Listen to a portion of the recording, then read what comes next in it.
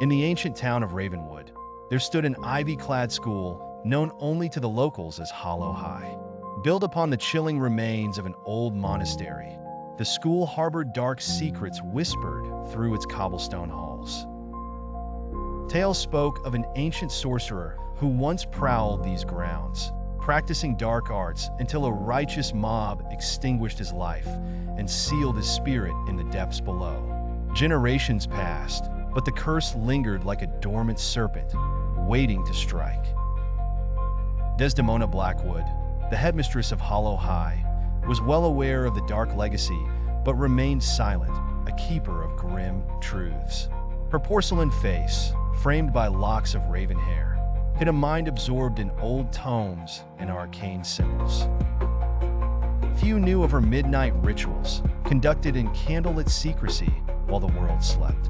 Her eyes glinted with forbidden knowledge as she chanted incantations to the spirits of the damned, seeking power and eternal youth. It started with a chilling whisper that drifted through the hallways on cold winter nights, a soft call only a select few could hear. Those who heard the whisper were marked, students who vanished without a trace, leaving behind a palpable fear that clung to the very air of the school. Among the students was Elias Thorn, a brooding young man with an inquisitive spirit and a penchant for trouble. Known for his mischief, Elias was also curious about the unexplained and the arcane. His room was a sanctuary of outlawed books and peculiar artifacts, remnants of a boy's quest for forbidden knowledge. One stormy night, Elias heard the whisper. The soft, disembodied voice threaded through the rain-patterned windows of his dormitory room, beckoning him towards a fate he could not comprehend. Driven by a mixture of fear and insatiable curiosity, Elias heeded the call, tracing it to the heart of Hollow High, the forgotten basement. He descended the creaking stairs, each step consumed in the weight of ancient dread. A flickering lantern in his hand cast eerie shadows, revealing archaic symbols etched into the walls. The air grew colder, and Elias could feel a presence, ancient and malevolent, watching his every move. In the center of the basement stood Desdemona, draped in a cloak of midnight, her eyes glowing with an otherworldly light. She wasn't surprised to see Elias. In fact, she had summoned him, her chosen one.